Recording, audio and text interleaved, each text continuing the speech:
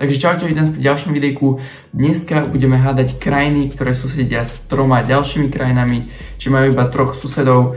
Vidíte, že tu sú vždy tí traja susedia napísaní. No a môžeme začať. Takže najprv tu máme Európu, Chorvátsko, Čierna Hora, Srbsko, tak to je Bosna.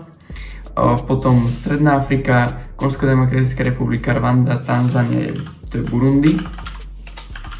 S Laosom, Thajskom a Vietnamom susedí Kambodža.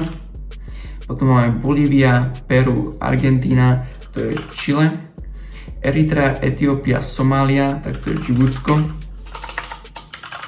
Môžete si potom všimnúť, že niektoré krajiny, ktoré susedia s 3 krajinami, majú susedov, ktorí opäť susedia s 3 krajinami, čiže niektoré krajiny sa nám tu budú opakovať. Potom máme Izrael, Líbiu, Sudán, tak to je Egypt. S Džibutskom, to už sa nám tu tá krajina opakuje, Džibutsko, Etiópia, Sudán, tak tentokrát je to tá Eritrea. Norsko, Švédsko, Rusko, to je Fínsko. Kamerún, Konžská republika a Rovníková Gvineá, tak to je Gabon. Potom máme Burkina Faso, Pobrežie Slonoviny a Togo, tak s týmito krajinami susedí Ghana. Brazília, Surinam a Venezuela, tak to je Guyana.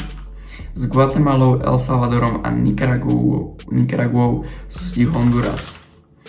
Východný Timor, Malajzia a Papua Nová Guinea, tak to je Indonézia. Potom tu máme Guineu, opäť Pobrežie Slonoviny, Sierra Leone, tak tieto 3 krajiny susedia s Libériou. Belgicko, Francúzsko a Nemecko, tak to je Luxembursko. Mozambik, Tanzania a Zambia, tak to je Malawi.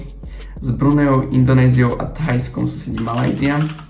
Belize, Guatemala, USA, tak to je samozrejme Mexiko. Potom Fínsko, Švédsko, Rusko, je Norsko. S Čínou, Južnou Kóreou a Ruskom susedí Severná Kórea.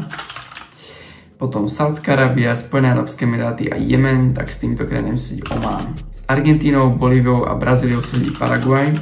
Džibutsko, Etiópia, Kenia, vidíte, že opäť sme na východe Afriky, tak tentokrát je to Somálsko. Brazília, Francúzsko a Guyana, tak to je Surinam. Benin, Burkina Faso a Ghana, zase Ghana, tak tentokrát je to Togo. Brazília, Kolumbia a Guyana, tentokrát zase Venezuela. No a nakoniec Kambodža, Čína, Laos, tak s týmito krajinami susedí Vietnam. Takže tak vidíte, že niektoré krajiny alebo niektoré oblasti sa tu veľmi často opakovali, ako napríklad sever Južnej Ameriky alebo východ Afriky. No a dúfam, že sa mi videjko páčilo a my sa vidíme pri ďalšom. Zatiaľ čaute.